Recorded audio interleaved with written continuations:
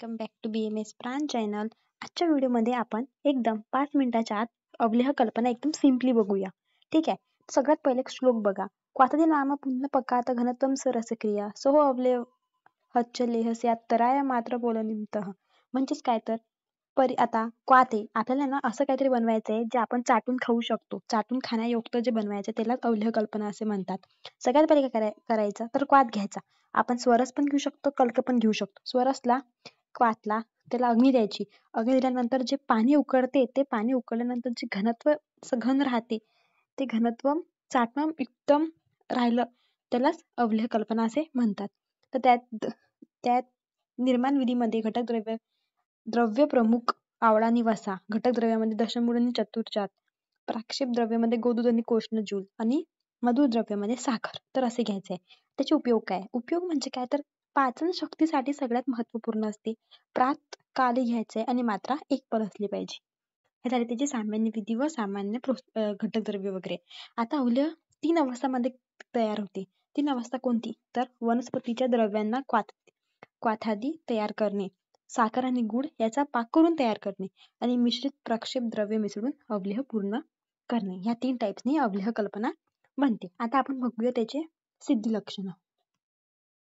ठीक आहे. एकदा निर्माण विधी बघून घेऊ, मग सिद्धी लक्षण बघू. आता निर्माण विधी काय एकदम सिंपल राहणार आहे, काहीच नाही. सगळ्यात पहिले काय बनवायचंय? स्वरस. समजून घ्या. आता जे द्रव्य घेतले त्याचा पहिले स्वरस बनवून घ्यायचा. क्वाथ घेत असेल तर त्या द्रव्यांचा पहिले क्वाथ तयार करून घ्यायचा. ठीक आहे.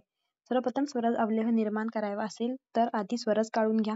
क्वाथ बनवायचा असेल तर क्वाथादी द्रव्यांना क्वाथ निर्माण करून घ्या.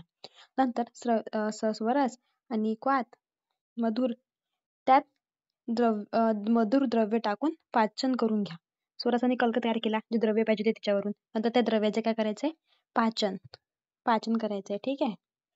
पाचन केल्यानंतर काय करायचं? मग अवलेह सिद्धी लक्षण आल्यानंतर अग्निसंस्कार द्यायची. अवलेह सिद्धी लक्षण आले की थांबून घ्यायची प्रोसिजर. तसेच आपले थांबून घ्यायचे. अवलेह सिद्धी लक्षण दिल्यानंतर अग्निसंस्कार थांबवावी. मग प्राक्षेप द्रव्य टाकावे आणि थंड झाल्यावर मध टाकावे. तसेच आपली अवलेह कल्पना इथे तयार होईल. आता नेक्स्ट बघूया ही सिद्धी लक्षण. आता सिद्धी लक्षण मध्ये एकदम सिंपल आहे. सुपक्वन तंतुमत्वन. तंतुमंथन म्हणजेच काय तर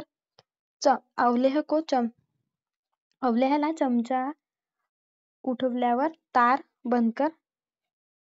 बंदकर दिसणार. म्हणजेच काय तर चमच्याने जेव्हा आपण त्याला उचलणार ते तंतू टाईप ते तार त्याच्यामध्ये ना फायबर असे फायबर टाईप दिसतील. ठीक आहे. खरत्व म्हणजे काय तर स्पर्श कडकपणे लागणार.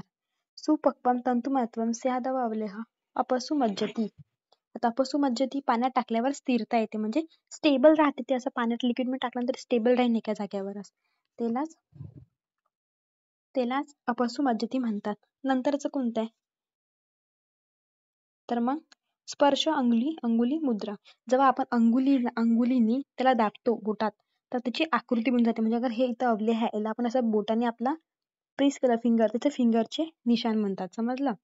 आकृती बनते. त्यानंतर गंधवर्ण जे द्रव्य वापरले जातात त्या द्रव्याला गंध येते. म्हणजे जे द्रव्य आपण वापरू त्या द्रव्याचा गंध, त्यानंतर वर्ण आणि त्यानंतर रस उत्पत्ती, हे तिन्ही पण येऊन जातील. झाले सिद्धी लक्षण झाली इथं. नेक्स्ट बघूया तापमानचं महत्व. तापमान नेहमी मृदू आणि मध्यम राहायला पाहिजे. आता वसा अवलेह. तर वसा अवलेह मध्ये काय दिमागात ठेवायचं की बॉस ने शकरा और शहद खाकर. तर शहद आणि शकरा आणि वसावरून तर वसा येऊनच जाते. शकरा खाकर पिंपळी घृत पिया. तर पिंपली आणि घृत पिलं असंच. आता मात्रा बघून घ्या. ही मात्रा इथे रॉंग दिली आहे. हा तर वसा स्वरस 64 तोला, शकरा 32 तोला, पिंपरी चूर्ण 8 तोला, घृत 8 तोला आणि शहद 32 तोला. असेच अवलापत्र घ्यायचे. अनुपान गोदूध सोबत घ्यायचा. उपयोग श्वास, कास, क्षय, राज्यक्षमा आणि रक्तपित्ता. झालं. आता निर्माण विधी मी तर लिहिली नाहीये, पण निर्माण विधीमध्ये सगळ्यात पहिले काय तर सामान्य जी निर्माण विधी आहे तीच इथे विधी आपण लिहू शकतो. की पहिले वसा, मग प्राक्षेप द्रव्य, मग मधुद्रव्य आणि लास्टला शहद. ठीक आहे. आता नंतर नेक्स्ट कृष्ण अवलेह. तर कृष्मांड अवलेह, कृष्मांड अवलेह sorry sorry sorry sorry sorry मी इथे रॉंग लिहिले आहे. हे इथे कृष्मांड अवलेच आहे. हा, तर कृष्मांड अवलेहाचे घटक द्रव्य बघा. तर किती घटक द्रव्य आहे? जल, घृत, शहद. जल, घृत आणि शहद. आपल्याला माहिती आहे की मधुद्रव्य लागतेच, तर शहद दिमागात राहून जाते. जल आणि कृष्मांड आणि घृत लक्षात ठेवायला सोपी आणि मात्रा दिमागात ठेवा. प्रक्षेप द्रव्य कोणतं तर रिकटू आहे. पिंपळे सुंठी मिरच, त्रिजात, तेजपत्र, एलात्वक आणि धान्यकणी जिरं. आता निर्माण विधी बघा. सगळ्यात पहिले काय करायचं, तर कृष्मांड अवलेह छोटे छोटे तुकडे करून असे थोडे त्याचे एकदम ना असे बारीक बारीक तुकडे करून घ्यायचे. की ते छिद्रातून पडेल इतके असे तुकडे करून घ्यायचे. मग 2 गुणा म्हणजे 2 टाइम्स वॉटर मध्ये टाकायचे. सगळ्यात पहिले काय केले, पीसेस केले. त्याला 2 टाइम्स ऑफ वॉटर मध्ये टाकले. त्यानंतर till remains half quantity of water dried well. जोपर्यंत अर्ध पाणी राहते म्हणजे 1 भाग राहणार तोपर्यंत उकळायचं. त्यानंतर ताम्रपत्राचं घृत घ्यायचं आणि कुष्मांडाचे तुकडे फ्राईड करून घ्यायचे त्याच्यावर. ठीक आहे. त्यानंतर करायचे आपल्याला 100 जल आणि 100 पल चिनीमध्ये टाकायचं. 100 तक जल आणि 100 पल चिनीमध्ये टाकायचं आणि चासणी द्यायची, चासणी बनवायची. मग सुपक्व असेल पाक करायचा आणि प्राक्षिप द्रव्य टाकायचे. थंड झाल्यावर शहद टाकून द्यायचं. ठीक आहे. Thank you guys. चॅनलला लाईक आणि सबस्क्राईब करा व्हिडिओ आवडला असेल तर.